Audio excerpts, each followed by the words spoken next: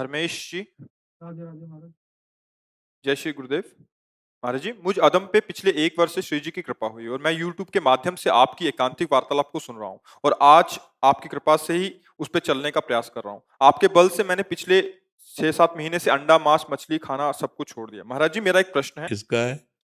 हाँ जी। महाराज जी, ऐसा क्या करें कि जीवन के अंत समय में मैं किसी पे बोझ ना बनूं, किसी को मेरी सेवा ना करनी पड़े, मेरे कारण किसी को कोई तकलीफ ना हो, जीवन का अंतिम समय आए तब मेरे मन में सिर्फ आप और भगवान का स्मरण हो। जीवन को सौंप दो, कुछ परिवर्तन नहीं करना है, अंदर का उद्देश्य परिवर्तन करना है। अपने को भगवत सहारे कर दो। हे प्रभु, हमें तो कुछ पता नहीं था, आपने सुनवाया। जैसे विभीषण जी कह रहे हैं, श्रवण सुजस सुनि आयऊ, प्रभु भंजन भव भीर, त्राहि त्राहि आरति हरन, शरण सुखद रघुवीर। मैं भूला था, मानता हूं, आपने मुझे जगाया। हे नाथ, आज से मैं अपना जीवन आपके हवाले करता हूं। अंदर की बात कह रहे हैं, अगर हृदय से रखोगे तो फिर वो किसी न किसी रूप में आपको संभालते रहेंगे। जब कहीं भक्त को कोई संकट होता है और कोई बचाने वाला नहीं होता, वो कोई न कोई रूप रख के आ जाते हैं और सहयोग करते हैं, अंदर से और बाहर से भी। हमको एक बार हृदय से शरणागत होना है, एक बार हृदय से, सच्चे हृदय से, फिर वो संभाल लेते हैं। तो सच्चा हृदय कैसे बने ना, इसीलिए सत्संग सुनाया जा रहा है, इसीलिए नाम जप किया जाता है। एक बार वो आर्त भाव से जब शरणागत हो जाता है तो अपिचेत्सु दुराचारो भजते माम अनन्य भाग, साधुरेव समंतव्या सम्यक व्यवसिता हिसा। वो चाहे जितना बड़ा दुराचारी रहा हो, भगवान कहते हैं, केवल हृदय से स्वीकार कर लिया कि प्रभु गलती हो गई, आपके सिवा कोई मुझे क्षमा करने वाला नहीं है, प्रभु आपके सिवा कोई मुझे अपना मानने वाला नहीं, नाथ मैं आपका, भगवान संभाल लिए। उसी को चौपाई में गोस्वामी जी कह रहे हैं, जो नर होई चराचर द्रोही, आवे सब है शरण तकी मोही। संपूर्ण विश्व का द्रोह करने वाला पापी हो, अगर उसको भी ये ज्ञान हो जाए कि मेरे से गलती हो गई, प्रभु की शरण में कोटि विप्रबध लागे जाहू, आए शरण तजहू नहीं ताहू। करोड़ों ब्रह्म ऋषियों का त्यारा भी हो, अगर उसे एक बात आ गई हृदय में कि प्रभु के सिवा मेरा कोई नहीं कल्याण कर सकता, मैं उसको भी नहीं त्यागूंगा। भगवान के वचन हैं, भगवान के। तो हम अगर हृदय से शरण हो जाए तो भगवान जैसे अर्जुन का रथ की बागडोर पकड़ ली, मेरे जीवन की बागडोर पकड़ लेंगे, पक्का, निश्चित समझो। अपने लोग पग पग पर भगवान की दुलार और कृपा को देखा है, पग पग पर देखा है। एक बार ऐसे संकट में फंस गए, गंगा जी का किनारा और सर्दी में कोहरा होता है, और जब बाढ़ आकर पानी सकिल जाता है तो ऊपर पपड़ी पड़ जाती है, मतलब एकदम प्लेन जगह दिखाई देती है, और वहां था भारी दलदल। अगर हम 2-4 कदम आगे बढ़ जाते तो दलदल में धंस जाते। अब गंगा का किनारा, कोई वहां व्यक्ति नहीं, कोहरा पड़ रहा है, प्राण निकलने की संभावना थी, क्योंकि जब कभी कोई आता तब उधर निकालता। अब कोहरा सर्दी में और बेघाट में, हम तो ऐसे भ्रमण करते थे, अचानक आवाज आई, ए सावधान, आगे दलदल है। तो उस समय मुझे लगा कि कोहरा है, कोई व्यक्ति देख रहा होगा। उसने कहा, तो एक छड़ी रखते थे, जो ही आगे चलकर ऐसे किया, वो पूरी छड़ी ऐसे दलदल, मलाई जैसा एकदम दलदल, और ऊपर पपड़ी थी, पीछे लौट पड़े। हमने काफी खोज की कि जो आवाज, वो हर समय रहता है, किसी न किसी रूप में वो आपको संभालता रहेगा।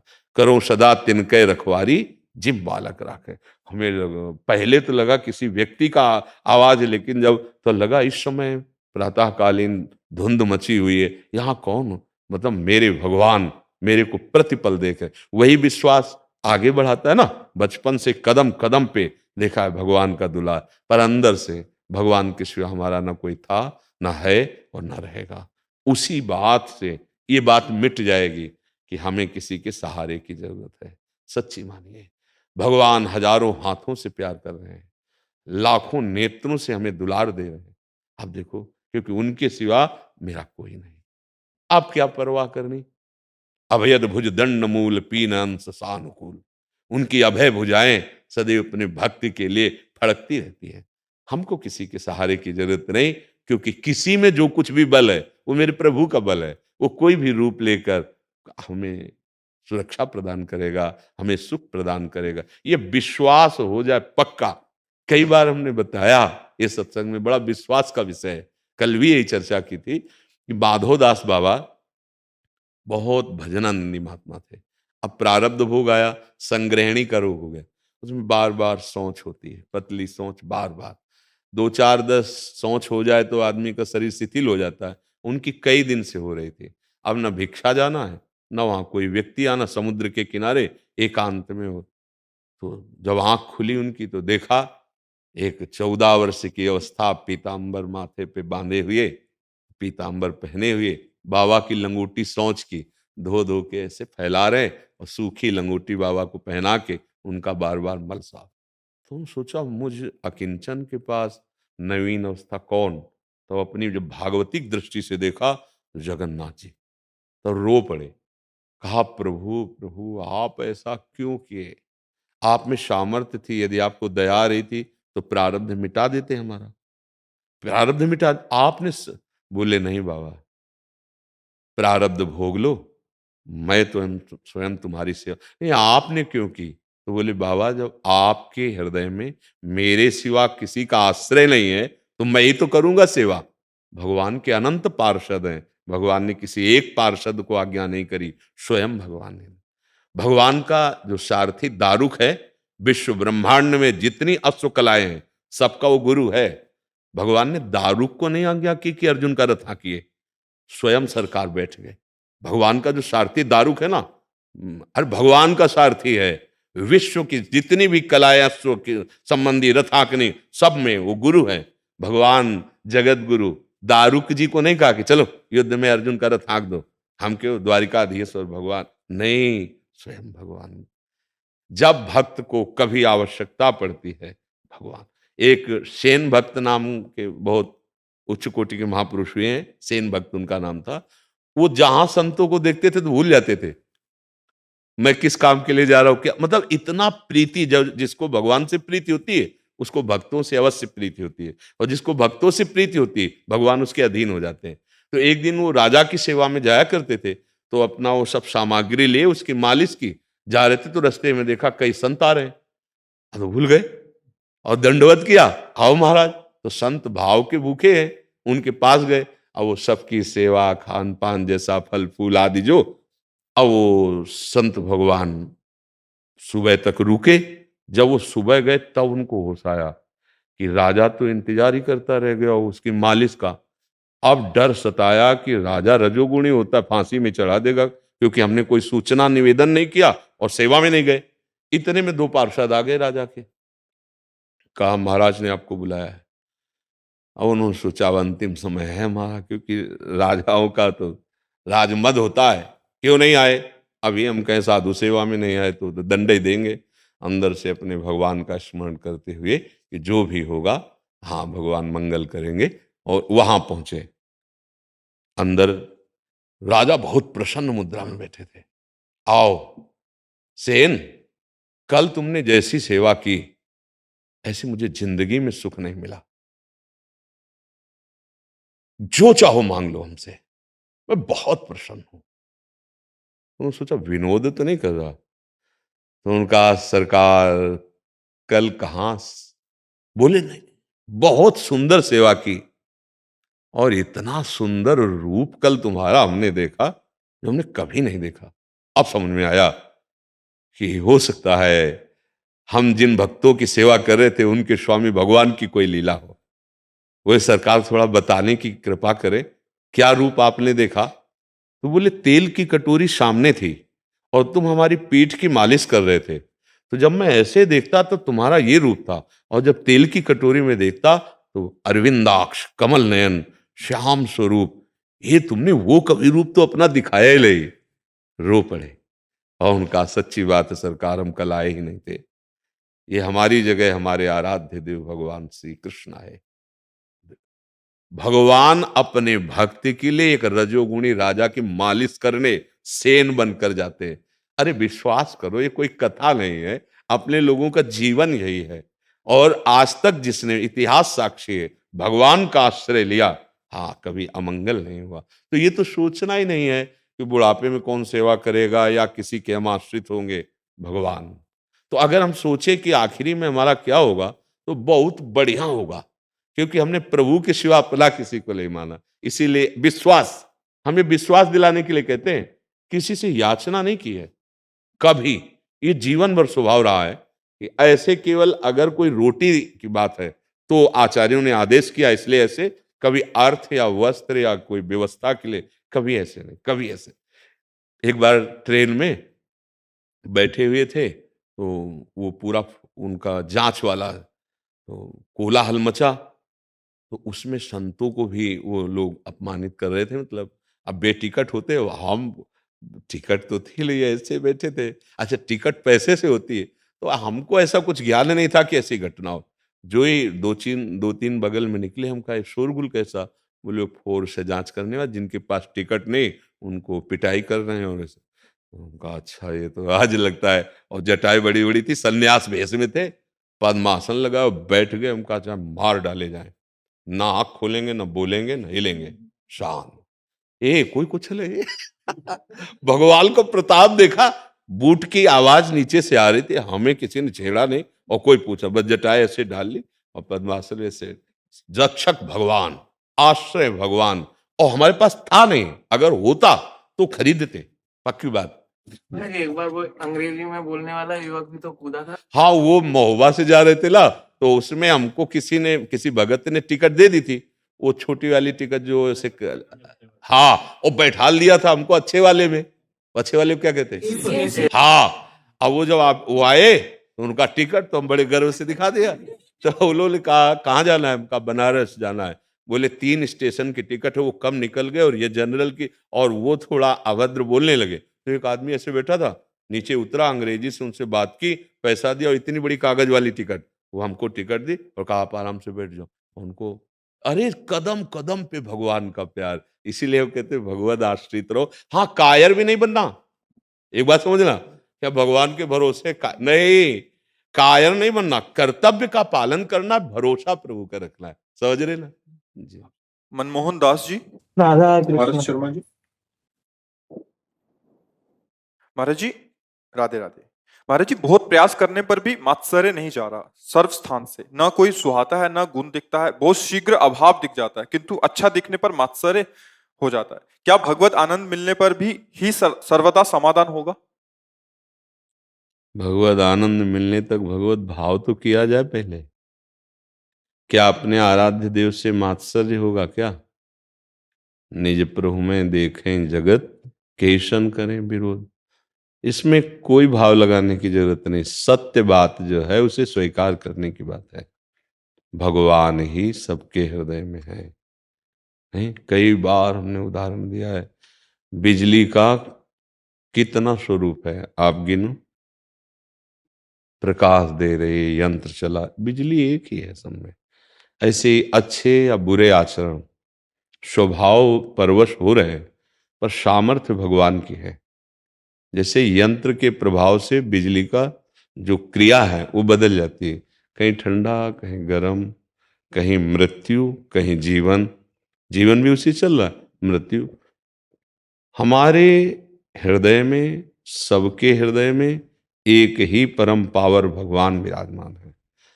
दोष दृष्टि क्या अपने इष्ट पे होगी?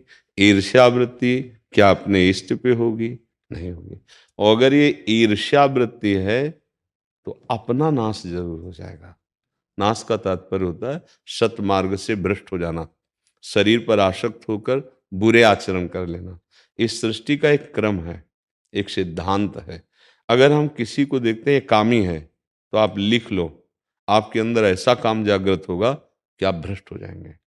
आपने देखा है चोर है, आप लिख लो, कुछ ही दिनों में देख लेना आपके अंदर चोर वृत्ति आ जाएगी। क्योंकि अगर वो छोटी रूप में ना होती, तुम्हें बड़ा रूप दिखाई दे रहा है, छोटी रूप में ना होती, चिंगारी रूप में, तो आपको दिखाई नहीं देता। अपने अंदर वो बात होती है तो हम दूसरों के अंदर देखते हैं। यदि ये ईर्ष्या, ये मात्सर्य, मात्सर्य मतलब मेरे से आगे बढ़ा जा रहा है, या दोष दर्शन, तो किसी भी तरह से परमार्थ की तो बात जाने दो, व्यवहार में भी आप सुख चैन से नहीं रह सकते, क्योंकि बेमतलब आप जलते रहोगे। ये वृत्ति है ना, कोई अपने से आगे व्यापार में, पढ़ाई में, किसी में, तो एक जलन पर, यहाँ तक कि अगर सावधान नहीं है तो भजन में भी अगर दिखाई देता वो साधक बहुत तपस्वी है, वो भजनानंदी, तो अब हम उसकी निंदा करने लगेंगे, उसकी कमियां ढूंढने लगेंगे। ये बहुत सूक्ष्म है, इसीलिए महापुरुषों ने कहा, कंचन तजना सहज है, सहज तिया का ने, मान बड़ाई ईर्ष्या दुर्लभ तजना है। एक ही उपाय से इसे त्यागा जा सकता है, वो है भगवत भाव। ज्ञान वृत्ति जब उदय होती है तो फिर ईर्ष्या किससे करें। जैसे एक कांच के महल में विविध प्रकार का कांच हो, कांच का भी, शीशे का भी अलग, कोई बड़ा विस्तार रूप दिखाई देता है, कोई टेढ़ा मेढ़ा ऐसे, और हमारे ही वो सब रूप हैं। अब वो कौन प्यारा होगा और कौन घृणास्पद होगा। जब आपको ये पता है कि शीशे के प्रभाव से मेरे ही रूपों की आकृति विकृति रूप दिखाई दे रहा है, ऐसे ही सच्ची समझिए एक ही आत्मस्वरूप, एक ही भगवान, ये सब यंत्रों में अलग अलग प्रभाव दिखाई दे रहा है। कहीं तमोगुणी है तो राक्षसी स्वभाव का, कहीं रजोगुणी है वो कामी दिखाई दे रहा है, सतोगुणी है तो दयावान भक्त दिखाई दे रहा है गुणों का प्रभाव। लेकिन वो जो अंदर है वो निर्विकार है, चेतन अमल सहज सुख राशि। जी महाराज जी, जैसे हमें किसी के प्रति अनायास बिना चेष्टा किए ही वो भाव आ गया, तो अपराध नहीं होगा, लगेगा? नहीं नहीं नहीं, अनायास भाव आ जाना और उसको पकड़ लेना, इसमें अंतर है। पूर्व संस्कारवश हमारे अंदर काम स्फुरणा हो सकती है, क्रोध स्फुरणा हो सकती है, मात्सर्यता, ईर्ष्या, पर आप कोई पशुवत बुद्धि वाले तो है नहीं, मनुष्य बुद्धि है। तत्काल विवेक के द्वारा उसको हटा दिया, अपराध नहीं। तब नहीं लगेगा जैसे नहीं। हमने समझा कि जैसे किसी की आवाज़ सुनी, हाँ, अरे ये तो ठीक है, ये हाँ, बात ठीक है, इसको ऐसे नहीं ऐसे समझना चाहिए, महाराज जी ने ऐसे बताया, जी, गुरुजी ने, सद्गुरुदेव भगवान ने ऐसे बताया, हाँ, तो क्या उसके अपराध से तत्काल हम अपराधी नहीं हुआ, क्योंकि मन का स्फुरण करना और उस स्फुरण को स्वीकृत करना या द्वेष करना, दोनों बातों से सावधान रहना। पूर्ण हो जाता है तो बड़ा कष्ट तो होता है। नहीं, उसमें अपराध भावना नहीं, विवेक है ना, तत्काल उसको काटा। जैसे देखो कोई गलत बोल रहा है, मान लो शास्त्र की बात, तो तत्काल बुद्धि से सोचा जाता है, उतनी ही बुद्धि है उसके पास, क्या करे बेचारा, जितनी सामग्री उतनी तो करेगा, भगवान इसको सद्बुद्धि दे। ईर्ष्या का तो कोई भाव ही नहीं रहा। जैसे कोई गलत आचरण करता पाया जाता है, अपने लोगों की दृष्टि में ऐसा थोड़ी कि अंधे हैं दिखाई नहीं देता, या बिल्कुल नहीं दिखाई देता है, पर ये उसमें जैसे अपना बच्चा है और वो कुछ मलिन आचरण कर रहा है, मलिन खेल खेल रहा है, तो पहले होता है ये अपना है, फिर दूसरी बात होती है उसका सुधार किया जाए, उसका नाश किया जाए, या उसकी किसी भी तरह से दुखद वृत्ति द्वारा, ऐसा नहीं, उसको बचाना है और उसको पवित्र करना। हमारे आकर्षण हो जाए जैसे वैभव आदि को देख कर के, किसी की विशेष विलक्षणता को देखकर, तो अपने भगवान की विभूतियों को आप पढ़ के देखो, कोई बहुत प्रवीण है, कोई तेजस्वी है, कोई बलवान है, तो हम उसमें अपने भगवान की विभूतियां देखते हैं कि हमारे भगवान का बल इसमें है। भगवान के सिवा बचाव पक्ष कोई नहीं बचा, फिर सब माया ही माया है, और यही हृदय जलाती रहती, यही मलिन कर देती। हृदय में स्फुरण होना एक अलग बात है, जैसे हमारे अंदर काम का स्फुरण हुआ, हो गया बहुत जन्मों से संस्कार, अब उसका हम आदर नहीं करेंगे, पहली बात, संकल्प नहीं बनने देंगे, और अगर कहीं भूल से ऐसी आदर वृत्ति आ गई काम सुख की, तो हम क्रिया नहीं होने देंगे, तो बच गए। अब हमारे अंदर उसका दोष दर्शन हुआ, तो हम उसको तत्काल भगवत भाव में लाएंगे, नहीं ला पाए और दोष दर्शन पक्का हो रहा, पर हम वाणी से वर्णन नहीं करेंगे, दोबारा उसके प्रचिंतन जाएगा तो हम उसे काटेंगे नाम जप से, भगवत चिंतन से, तभी हम अद्वैष्टा सर्वभूतानाम मैत्रः करुण एवच निर्ममो निरहंकारा शम दुखा सुखाक्षमी। किसी भी पूरे विश्व में एक से भी हमारा द्वेष न हो, न दोष दर्शन हो, तब जाके वो भगवान का प्रिय महाभागवत बनता। अद्वेष्टा सर्वभूतानाम मतलब अजात शत्रु ते सदा, एक भी दोष दर्शन किसी पे नहीं। ये कैसे हो सकता है? क्योंकि गुण दोष में संसार की रचना है, भगवत भाव से हो सकता है। सर्वभूतानां अद्वेष्टा सर्वभूतानां, सबसे प्रिय व्यवहार। जिसे कोई अशुभ वार्ता, अशुभ आचरण, हम नहीं उसके निंदा करेंगे, ये जरूर करेंगे कि भगवान से प्रार्थना करेंगे कि ये भूल में है प्रभु, आप इसको विवेक, वो हमें गाली दे रहा है, उससे हम पलट के गाली नहीं देंगे। हम यही सोचेंगे प्रभु एक सीमा तक, अब वो हमारे इष्ट और गुरु को गाली देने लगे और वो धर्म विरुद्ध आक्रमण करने लगे, अब वो सीमा पार हो गया है। अब हमारे पास जितना बुद्धि बल है उसके अनुसार उसका हम विरोध करेंगे, उसको रोकेंगे। समझ रहे ना, एक सीमा है जहां तक हम अपने धर्म की रक्षा के लिए, अध्यात्म की रक्षा के लिए शांत हैं। और इस अब जैसे कोई आके हमारे प्रभु की, हमारे गुरु की अवहेलना करने लगे, तो वाणी में जितनी दम है, बुद्धि में जितना पावर है और शरीर में जितना पावर है, हम उसका विरोध करें। तिलक ऊर्ध्वपुंड लगा होता है तो भय लग जाता है महाराज। नहीं नहीं, काल नेमी ने कुछ श्रृंगार कम किया था क्या? हनुमान जी ने उठा के पटक दिया था? नहीं पटका था, वो भी राम राम बोल रहा था, इसीलिए सर झुकाया था।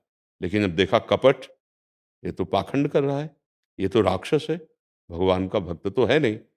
परम कल्याण हुआ हनुमान जी के द्वारा। पर हनुमान जी ने उसका स्वागत कैसे किया जानते ना?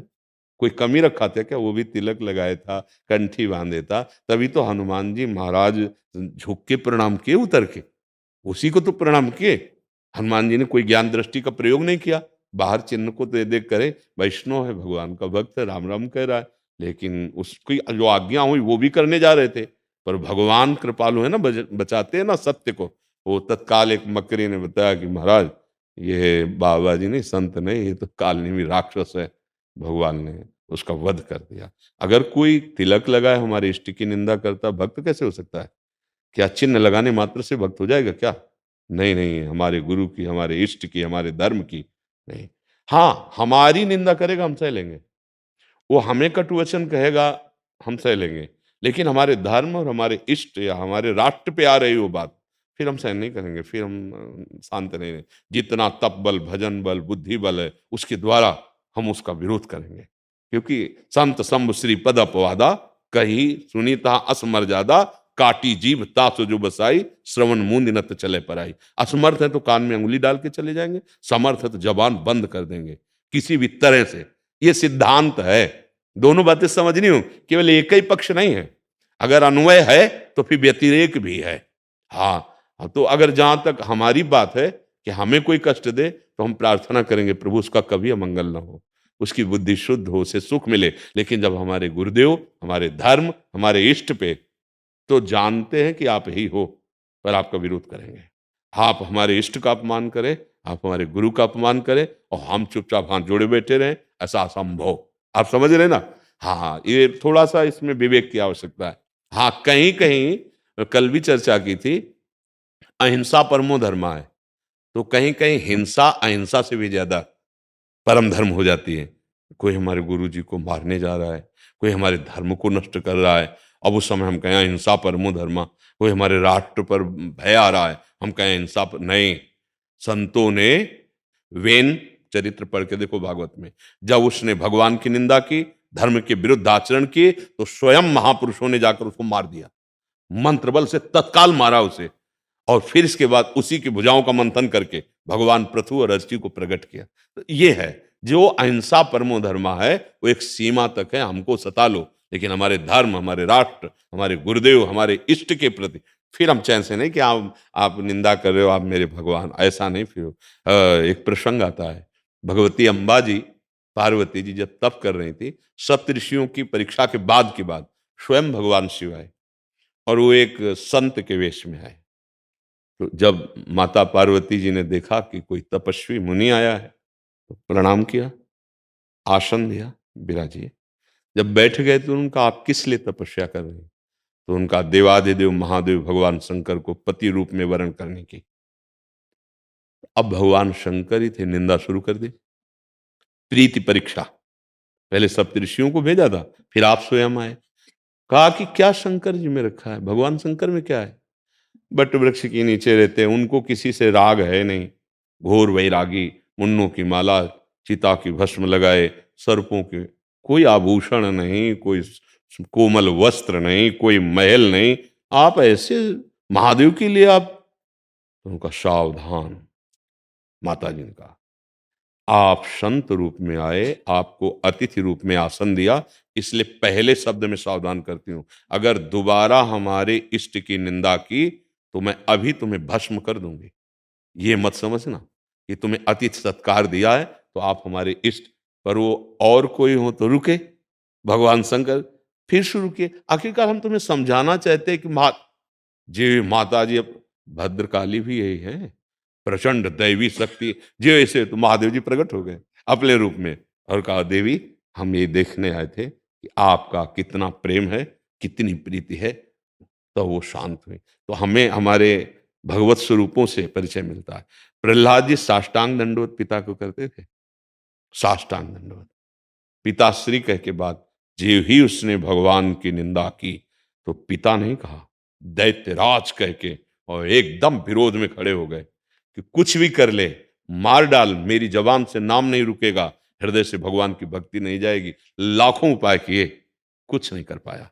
ऐसे हम अगर आराध्य देव या गुरुदेव या धर्म पर संकट आता देखेंगे, फिर अहिंसा परमो धर्मा नहीं चलेगा।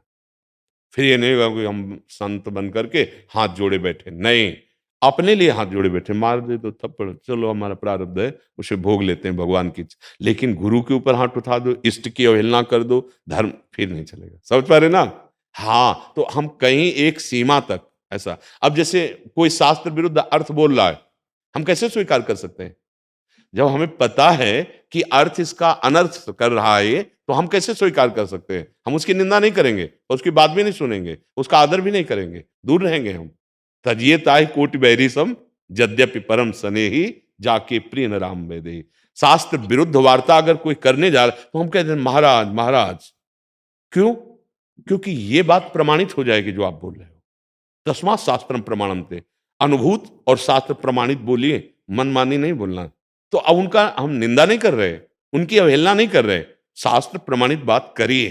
तो अब जैसे कोई अर्थ ऐसा गलत बोल रहा है शास्त्र का, तो मन में तो आ ही जाएगा ना कि गलत बोल रहा है, पर हम उसकी निंदा नहीं करेंगे, पर उसे स्वीकार भी नहीं करेंगे। अगर हमसे कोई पूछेगा, वो बात स्वीकार करनी चाहेगा, तो हम उसको प्रमाण बताएंगे। आप जाइए गीता जी में वो श्लोक, भागवत में वो श्लोक पढ़िए, फिर आप देखिए, अगर आपको लगता है कि अनुकूल है तो आप स्वीकार कीजिए, नहीं तो आपको लगता है शास्त्र प्रमाणित नहीं तो हटा दीजिए। निंदा नहीं होगी, निंदा नहीं, उसको उससे बचने का उपाय हमें करना है।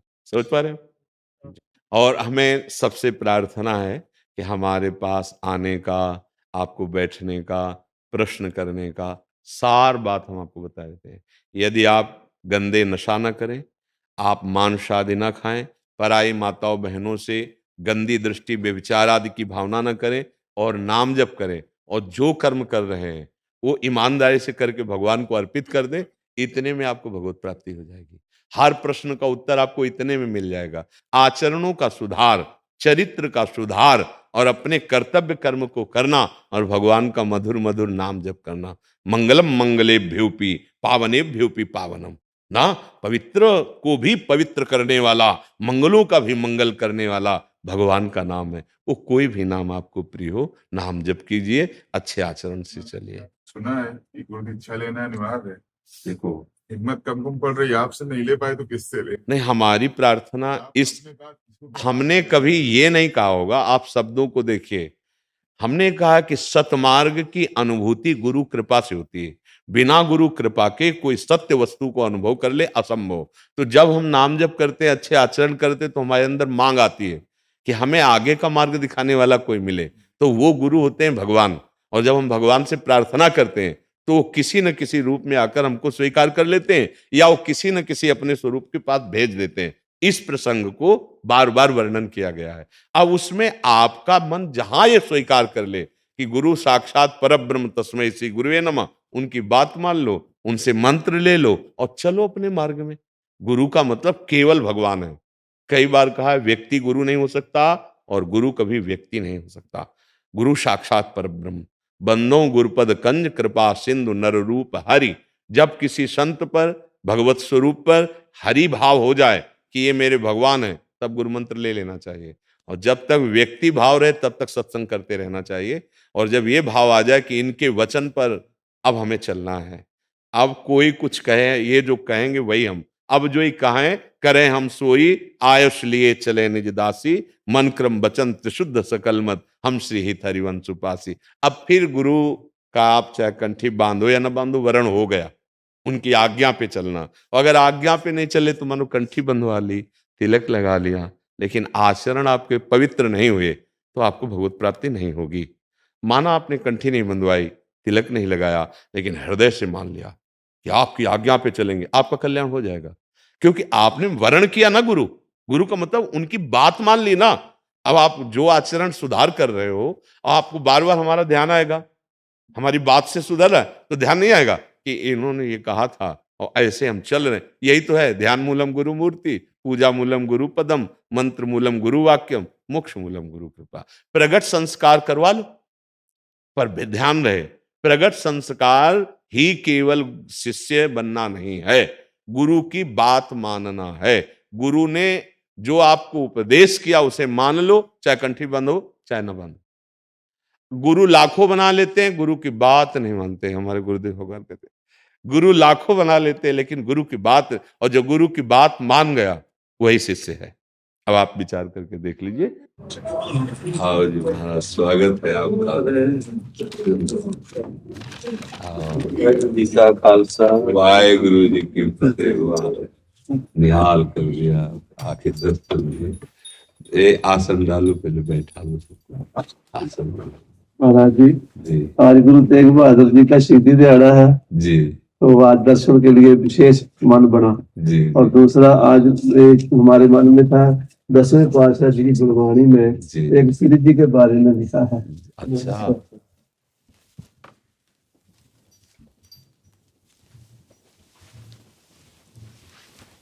सेत धरे सारी वृषभान की कुमारी, जस ही को मनो बारी, ऐसी रची है न को दई, रंभा उर्वशी और सची, सो मंदोदरी पै, ऐसी प्रभा का की, जग बीच ना कछ भई।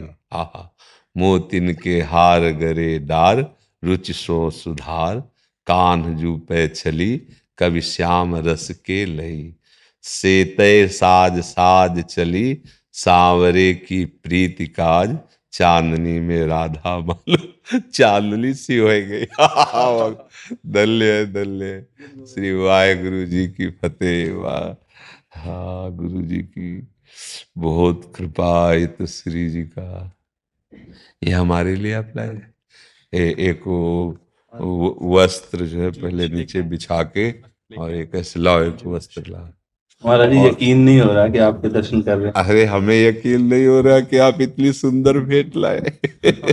आप इसको वहां आसन बिछा के और ऊपर सम्मान से, हाँ प्यारी जी की बात, प्यारी जी विराज धन्यवाद। हाँ धन्यवाद। वो श्वेत वाली जो प्रसादी है सुन रही, बहुत सुख मिला, बहुत सुख मिला। हाँ सबको ऐसे, ये मेरी लाडली, जैसे गुरुवाणी में लिखा है ना कि कोई देवी उर्वशी रंभा मंदोदरी, कोई ऐसी त्रिभुवन में किशोरी जू जैसी नहीं। हमारी जैसे वाणियों में पाछे न होती अबहू हूं, आगे हूं न होए है, ये है गति अद्भुत रूप की और है। प्यारी जू का ऐसा रूप है कि अबही और अबही और अबही और है, यह कौन बात जो। ऐसे नवीन नवीन रूप की माधुरी लाडली जू के रूप से प्रकट होती रहती है। और अनंत ब्रह्मांडों में जो सुख का विस्तार करने वाले प्रभु हैं, अपने हृदय के प्रेम को मूर्तिमान जो राधा किशोरी हैं, ये श्री कृष्ण के हृदय का प्रेम है। प्रीतिरु मूर्तिमती रस सिंधु, सार संपदि विमला, वैदग्धि नाम हृदयम काचन, वृंदावनाधिकारिणी जयति। जो परब्रह्म परमात्मा तत्व श्री कृष्ण है, उनके हृदय का जो आनंद है, जो प्रेम है, वो जब रूप धारण किया तो श्री राधा किशोरी के रूप में है। हाँ, ये जो प्यारी जू के चरणार बिंद का आश्रय लेकर हम उपासना करते हैं, इसका मतलब हम प्रेम की उपासना करते हैं। हाँ, अच्छा प्रेम ना हो तो ना गुरु का अनुभव होगा ना गोविंद का अनुभव होगा। और जब प्रेम का हमारे हृदय में प्रादुर्भाव होगा तो हम देख पाएंगे गुरु ही गोविंद है और गोविंद ही गुरु है। दो द्वैत मिट जाएगा वही। और जब गुरु और गोविंद को अभेद देख लेंगे तो घट घट में वही दिखाई देगा। बस यही मुक्ति हो जाती है, यही परम पद में आरूढ़ हो जाता है। अकाल जो स्थिति है वो यही है। जो अकाल स्थिति है, कालातीत स्थिति, जैसे हम शास्त्रीय शब्दों में कहते हैं कालातीत, गुणातीत, उसे जैसे अकाल, वो अकाल पुरुष है। ये काल युक्त है, ये समय से नष्ट हो जाएगा। लेकिन इसी में जो घट घट में व्याप्त है वो अकाल पुरुष, जो गुरुवाणी जी कह रहे वो अकाल पुरुष है। और उसकी प्राप्ति प्रीति से होती है, प्रेम। हम जैसे संतों से प्रेम करते हैं, गुरुवाणी से प्रेम करते हैं, तो हमारे हृदय में जब प्रेम प्रकट होगा तो वही गुरु है। प्रीति ही गुरु है, प्रीति ही गोविंद है। हाँ जिल प्रेम। अब ये प्रेम दुर्लभ वस्तु है। जानकारी हो जाना और उसकी चर्चा कर लेना, चर्चा सुन लेना परम पवित्र है। पर प्रीति होना, ये थोड़ा, प्रीति हम देह से करते हैं, प्रीति हम भोगों से करते हैं, इंद्रिय मन की विलासता से करते हैं। यदि गुरुवाणी जी की कृपा हो जाए और हम नाम से प्रीति कर लें, बस निहाल हो जाएगा। नाम से अगर प्रीति, आप लोग तो नारा भी जो बोले जो बोले सो लिहाल, सत्य श्री अकाल। वो सत्य है, वो महान वैभव स्वरूप परमेश्वर है, और वो कालातीत है। जो बोले सो निहाल, जो बोले तो आनंद मगन हो जाए, संपूर्ण विषयों पर विजय प्राप्त कर ले।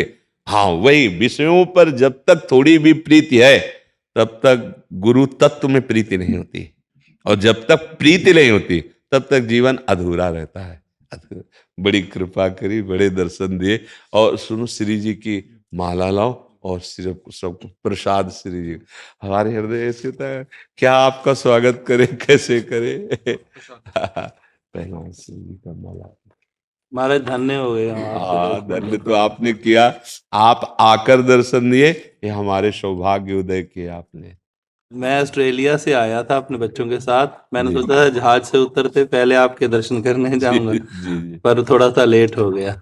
बड़ी कृपा की आप दर्शन। और क्या सेवा करें आप? कृपा रखो, बस प्रेम की कड़ी दे दो। आप तो प्रेम स्वरूप ही है। थोड़ी चढ़ते चढ़ते नीचे हो जाता है काम। सीढ़ी चढ़ते चढ़ते कभी नीचे कभी ऊपर हो जाता। नहीं, हम लिफ्ट में बैठे हैं। हमें चढ़ना ही नहीं है डायरेक्ट फ्लोर पे खुलेगी जाके। ले वाहेगुरु का खालसा, वाहेगुरु की फतेह, वाहेगुरु का खालसा, वाहेगुरु की फतेह। इसमें हम कहीं नहीं चढ़ रहे हैं। वाहेगुरु का प्रताप, हम लिफ्ट में बैठे हैं, गुरुदेव की कृपा रूपी लिफ्ट पे, गुरुवाणी की कृपा में हम चल रहे हैं। तो हमको कोई गिरा ही नहीं सकता, क्योंकि हम चलते होते तो गिर जाते, लेकिन हमको चलाया जा रहा है। और जो हमें पकड़े हैं वो बहुत बलवान है, वो हमको गिरने नहीं देंगे, बस ये विश्वास रखना है। हाँ, हम बैठे हैं उनकी कृपा पे, कृपा रूपी लिफ्ट में बैठे हैं, और उन्होंने बटन दबा दी है। अकाल पुरुष में ही हमारी लिफ्ट खुलेगी, बीच में बंद है, कोई हमें देख भी नहीं सकता। ऐसा समझ लीजिए आप। बिल्कुल आप निश्चिंत रहिए और मस्त रहिए अपनी गुरु वाणी के भरोसे में। गुरु कृपा में हम इतनी सामर्थ है कि जो हम में सामर्थ्य नहीं है। हम काम, क्रोध, लोभ, मोह, मद, मत्सर, माया, इस पर विजय नहीं प्राप्त कर सकते। हाँ, वो वाहेगुरु का खालसा, वाहेगुरु जी की फतेह, वही फतेह कराते हैं। फिर हमको डर क्या है? अगर हम गिरेंगे तो उनकी गोद में। हाँ, अब हमें चिंता ले, भय, चिंता, शोक हमारे जीवन में नहीं होना चाहिए। भय, चिंता, शोक अब हमारे जीवन में नहीं होना, क्योंकि हमारा जीवन हमारा नहीं है, गुरु का जीवन है, गुरु वाणी के लिए जीवन है हमारा। अब क्या, अब तो निहाल है, अब तो आनंद मगन है। बस हमारा मानना थोड़ा गड़बड़ हो रहा है।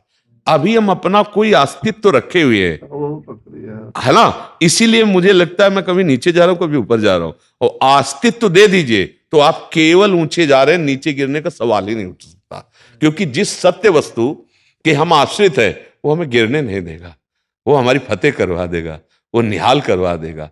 हमारा स्वरूप भी मूर्त नहीं है, अमूर्त ही है ले तो वो जो अमूर्त है वो अकाल है, वो कालातीत है, उसको कोई गिरा नहीं सकता, इसको गिरा सकता है और ये गिरेगा, ये नष्ट होगा, आज नहीं तो कल हो जाएगा, नहीं हो जाएगा।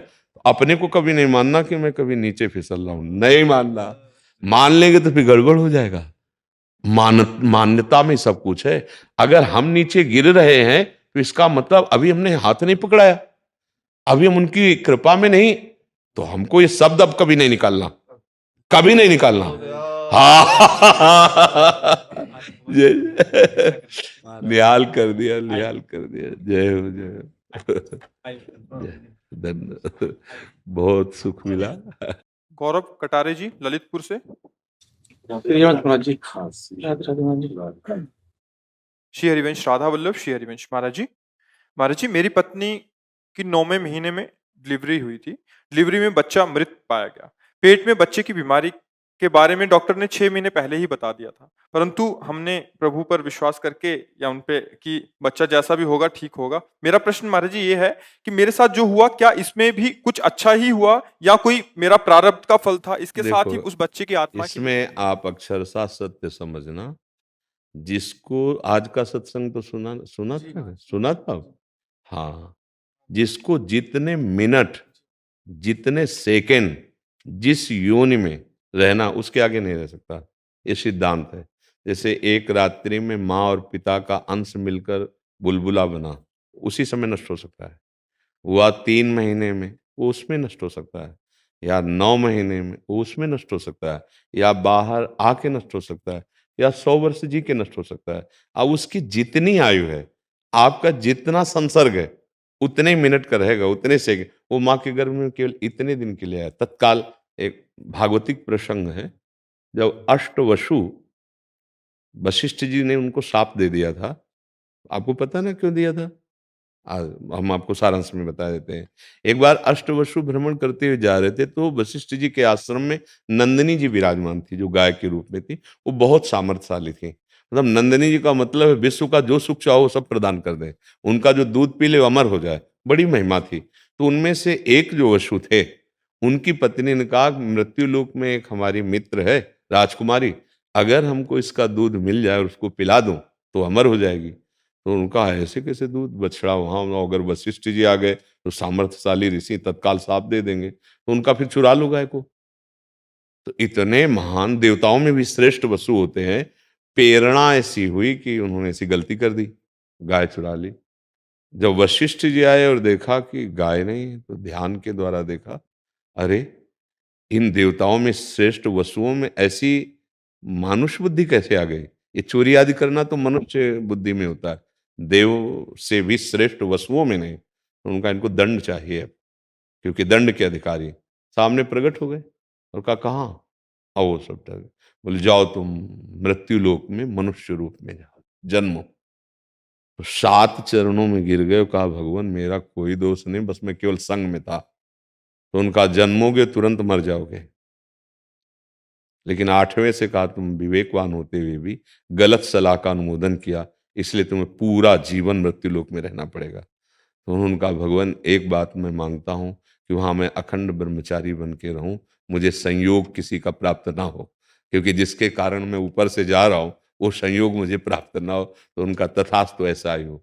अब ऐसे वसुओं को गर्भ में कौन धारण करे? तो माँ गंगा।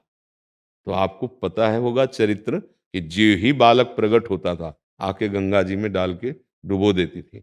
जब 8वें का हुआ तो शांतनु जी को रहा नहीं गया, उनका तू कौन है? ऐसी मैं किसी भी स्त्री के हृदय को नहीं देखता कि अपने नवजात शिशु का वध कर दे गंगा में जाके। तू कौन है? स्त्री है या कौन है तू? और ये उन्होंने शर्त रख दी, जिस दिन पूछ लिया कौन हो, क्या कर रही हो, उसी दिन मैं आपसे अलग हो जाऊंगी। तब बताया कि मैंने पहले तुम्हें इसीलिए नहीं बताया कि तुम्हारी हिम्मत नहीं होती हमारी तरफ देखने की, मैं जगत को पावन करने वाली गंगा हूँ। होश उड़ गए कि अभी जो पत्नी रूप में थी ये साक्षात भगवती गंगा जी। तो उन्होंने कहा फिर मैं आपसे प्रार्थना करता हूँ कि आप ठीक है, पर आपने ऐसा कृत्य क्यों किया? तो उन्होंने बताया, इनको केवल इतना ही समय दिया गया था कि आप इस योनि में आएंगे और तुरंत मुक्त हो जाएंगे। तो देखो, हम लोग अपने अज्ञान के कारण कि मेरा बेटा जन्म लेता, मेरा बेटा नहीं, जीव कर्मानुसार जितने सेकंड के लिए, जितने मिनट के लिए, जितने दिन के लिए, जितने महीने के लिए, उससे ज्यादा नहीं रहेगा। जवान जवान लोग चले जाते हैं, नहीं कोई जरूरी थोड़ी कि बूढ़ा होकर के मरे। आप वो तो सब देख रहे हैं, प्रक्रियाएं देख रहे हैं। तो इसलिए विवेक का आश्रय लो तो धैर्य पूर्वक समझ पाओगे, मोह का आश्रय लोगे तो आप भगवान पर दोष दोगे। उस जीव को केवल इस योनि में इतना ही आना था। अब यह मुक्त हो गया, पता नहीं, या किसी और योनि में गया, ये तो भगवान जाने, क्योंकि ये सारी बातें उनके हाथ में है। या तो जो उस कोटि के हो, अपने तो केवल उनके विधान को जानते हैं कि भगवान का विधान। हाँ सुनो भरत, भावी प्रबल, बिलख कहो मुनिनाथ, हानि लाभ जीवन मरण जस अपयस विधि हाथ, उनके विधान के हाथ में। इसमें असंतुष्ट मत हो, उस जीवात्मा का उतना ही समय। और कहीं ना कहीं हमारे कर्म होते हैं, हमारे कर्म का संयोग बना, तभी तो जीवात्मा इतने दिन के लिए आया और हमें छो पैदा कर दिया। माँ को कष्ट हुआ, हृदय को कष्ट हुआ, आशा हमारी छेदन हुई। हमारी आशा थी कि हमारे कुल परंपरा को चलाने वाला बालक, ये हमारे कर्मों से ही होता है। एक दिव्य महापुरुष के वचन से हम आपको बता रहे हैं कि एक दो मित्र थे, वो अपने नगर से मानो बंबई गए कमाने के लिए।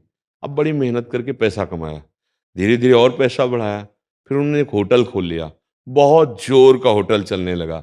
अब करोड़ों रुपए का मालिक, तो उसके मित्र का मन बदल गया कि जा अगर ये मित्र मर जाए तो पूरे प्रॉपर्टी का मैं अधिकारी। उसने अब मित्र के साथ विश्वासघात, जहर खिला दिया, वो मर गया। सारी प्रॉपर्टी बेची, खूब जमीन गांव में खरीदी, व्यापार बढ़ाया। अब गांव में जब पूछा कि तुम्हारे साथ जो मित्र गया था, तो उनका वो तो रास्ते से ही अलग हो गया था, हमें उसके विषय में कुछ नहीं पता। अब वहां गांव के लोग थोड़ी बंबई में देख रहे थे, लेकिन जो देख रहा था वो रचना कैसी रचता है। अब ब्याह हुआ, कुछ दिन बाद गर्भ रहा, बढ़िया पुत्र पैदा हुआ। अब तो खुशी ही खुशी। उसको देखो, अधर्म का परिणाम बाद में समझ में आता है, पहले इतना मीठा लगता है कि उसको मारा तो देखो कितना मंगलमय हो गया। जमींदार हो गए, व्यापार बढ़ गया, ब्याह हो गया, पुत्र हो गया। अब पुत्र स्वस्थ और इतना लुभावना कि माता पिता दोनों आकर्षित उस पर। अब पढ़ाई लिखाई में इतना ग्रेजुएट, अब उसको अमेरिका भेजा, पैसा खूब था, वहां पढ़ना लिखना शुरू किया, बीमारी शुरू हो गई। अब वहां से अब यहां से बेचना शुरू हुआ। पहले रुपया जाते रहे, फिर जेवर आदि बेची, फिर संपत्ति बेचना, जो जड़ संपत्ति खेती आदि। धीरे धीरे धीरे कर्जा ले लिया, करोड़ों का कर्जा ले लिया। अमेरिका में औषधि चलती थी, जब नहीं रहा तो बचाने भर का पैसा, तो उसको वापस बुलाया और गोद में ऐसे रख के रो रहे थे कि बेटा अब कुछ नहीं बचा, करोड़ों का कर्जा हो गया, अब क्या करूं। तो मुस्कुराया और कहा, दोस्त समझे? तो कहा, तुम मुझे दोस्त बोलते हो बेटा? बोले हाँ, वही बंबई वाला दोस्त, पूरा हिसाब बराबर, और कर्जे में, और ये जा रहा हूं। और शरीर छोड़ा चला गया, मिटिया मेट हो गया ना, मिटिया मेट। हमारा कोई कर्म, अब हमें तो पता नहीं होता ना, वही आके हमको दुख देता है, वही आके ऐसे विधान बनाता है कि हम महान दुख में, अब पूरे जीवन, अब उस कर्जा निपाटने में, और पुत्र का राग बहुत हर तरह के कर। इसीलिए बार बार हम कहते हैं, अध्यात्म योग के बिना हमारा जीवन बिल्कुल मृत तुल्य जीवन है। ऐसी घटनाएं हैं, ऐसी परिस्थिति है, मानो उसने आपका वर्ण किया, आपने छल कर दिया, अब उसके जीवन में क्या रहेगा? आपने उसका वर्ण किया, उसने छल कर दिया, अब आपका जीवन। कितने यहाँ घटना आती है कि प्रेम विवाह हुआ था, उन्होंने आत्महत्या कर ली, उनको धोखा मिला, चाहे दोनों पक्ष में किसी का। हम ही कहते हैं कि बिना बुद्धि शुद्ध हुए हमारे कोई संबंध पावन नहीं रहेंगे, हम किसी तरह चैन नहीं ले सकते। नाना प्रकार की दुर्वासनाएं, नाना प्रकार का छल कपट का तांडव जो माया में हो रहा है, हम उससे बचने का उपाय तो कर ही नहीं रहे। सोच रहे माया समेटने से सुख केवल प्राप्त हो जाएगा। एक कोई न कोई हमारे कर्म होते हैं। अध्यात्म के बिना आप समझ नहीं सकते। माया का बहुत विचित्र खेल है। यहाँ जितनी श्वासों के लिए आप आए बस उतनी श्वास, इसीलिए सबको कहते हैं 50 वर्ष में तुमने 50 करोड़ रुपए कमाए, संपत्ति कमाई, लेकिन जब आखिरी श्वास होगी तो पूरी 50 वर्ष की श्वासों से कमाई हुई संपत्ति देकर एक श्वास भी नहीं बढ़ा सकते। ऐसी श्वासों में राधा राधा जपो। सब मेहनत के कार्य करो, व्यापार करो, नौकरी करो, पर राधा राधा जपो, तभी श्वास सार्थक होगी। और अभाव मत पुत्र का समझना, आना होगा तो आ जाएगा, नहीं श्री कृष्ण को पुत्र बना ले, गोपाल जी को। हाँ, पूरा निर्वाह करते हैं, हमने देखा है। एक माई थी, आज के 15-20 वर्ष के पहले, वो गौड़ेश्वर संप्रदाय की थी, टाट लगाती थी और गोपाल जी को छाती में रखती थी। क्या स्थिति थी, इधर दूध की बोतल, इधर टॉफी, इधर ये, मेरे लाला ऐसे ऐसे गोपाल जी को। और विरक्त संत थे, पूरा वृंदावन हमारा उनका सम्मान करता था। परिक्रमा में ही टहलती रहती थी, फुटपाथ में ही सोती थी। क्या वैराग्य उनका था, टाट की लंगोटी और टाट लगाए और स्त्री शरीर, और गोपाल की मैया ही नाम से प्रसिद्ध थी वो। अगर हम ठाकुर जी को अपना बाल भाव, अपना लाला बना ले, तो अंतिम संस्कार वही करते हैं, आप ध्यान रखना। अंतिम फाइनल वही लाला आके करेंगे, दूसरे नहीं करेंगे। अगर प्रगट में आ जाते हैं तो वही आते हैं विविध रूपों में, और नहीं आते तो शोक नहीं करना, आपने प्रभु को बुला लिया। हाँ, करुणा निधान भगवान, जो भाव से आप भजोगे वही आपको अनुभव करा देंगे। ये उनके वचन हैं, ये यथा माम प्रपद्यन्ते तास तथैव भजाम्यहम्, जो मुझे जैसे भजता है। जैसे एक बार यशोदा मैया किसी सेवा में थी और लालजू महाराज धीरे धीरे, देखो नंद बाबा की डेहरी बड़ी मोटी थी दरवाजे की, पहले पुराने घरों में होती थी ना, अब नंद बाबा का महल। अब लालजू महाराज धीरे धीरे छाती रखी तो पीछे के चरण उठ गए, अब आगे के हाथ जमीन में नहीं जा रहे, छोटे लाला है, अब रो रहे हैं।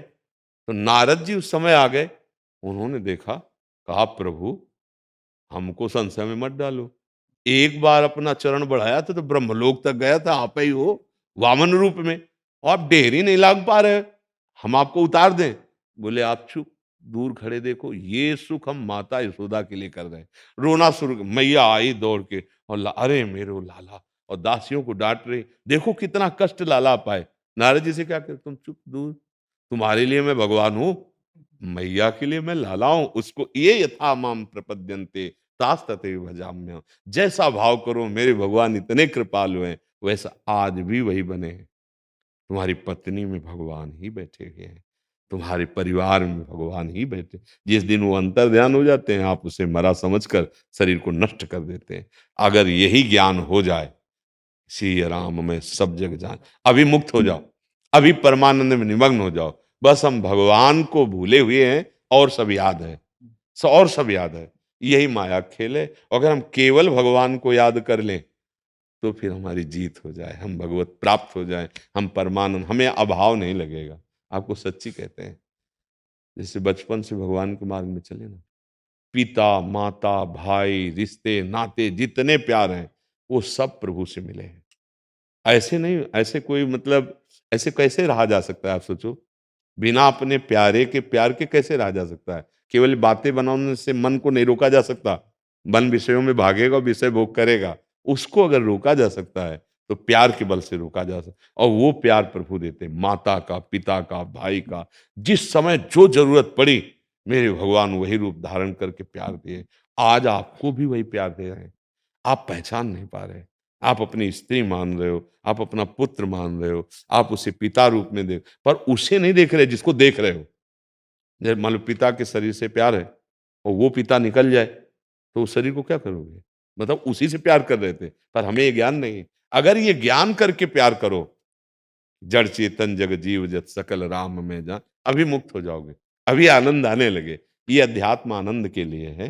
हाँ, कभी शोक मत करो, आना जाना यहाँ का क्रम है, आना जाना मिटाना ये मनुष्य जीवन का कर्तव्य है। अगर इस कर्तव्य का पालन कर लिए तो निहाल हो जाओगे। ठीक है, शोक मत करना, क्योंकि यहाँ यही माया प्रसाद में देती है, शोक दुख चिंता भय अशांति यही देती है।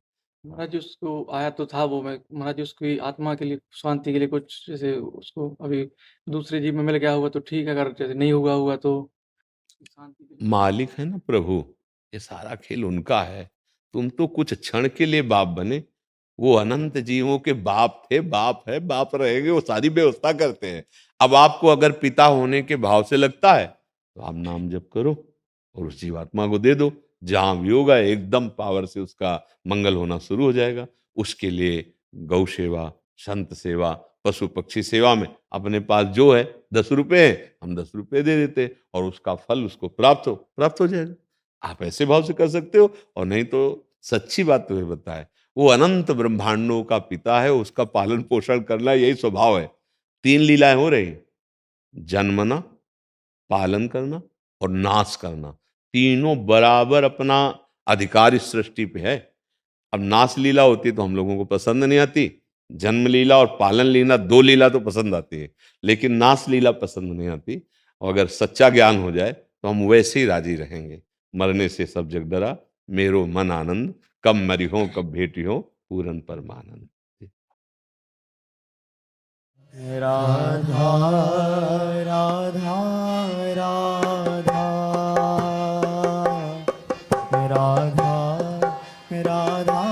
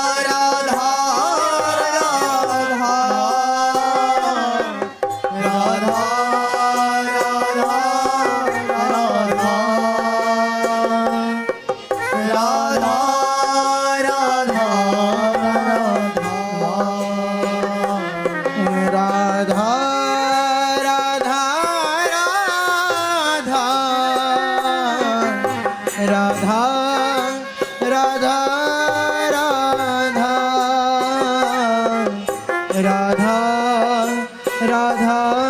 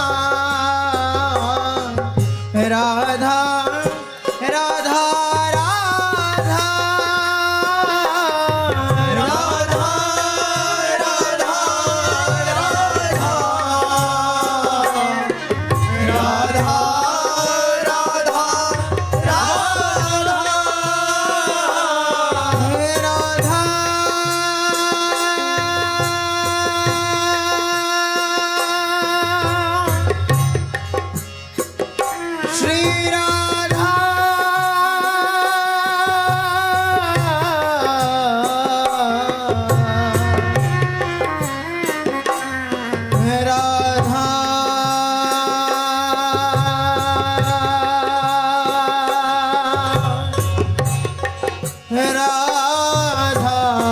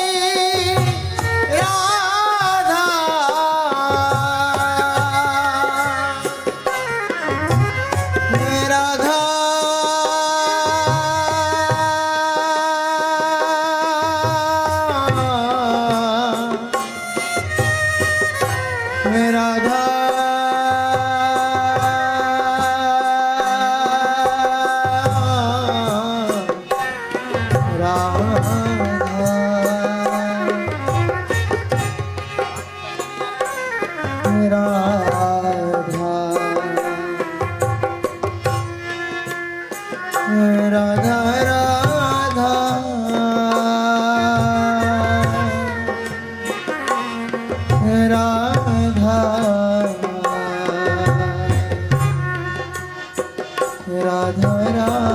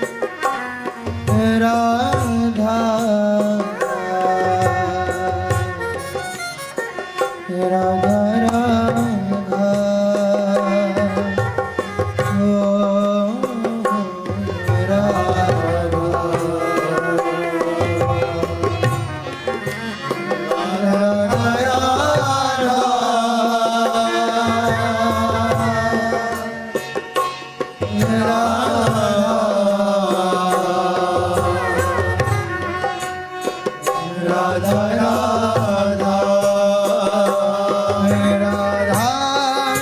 राधा राधा राधा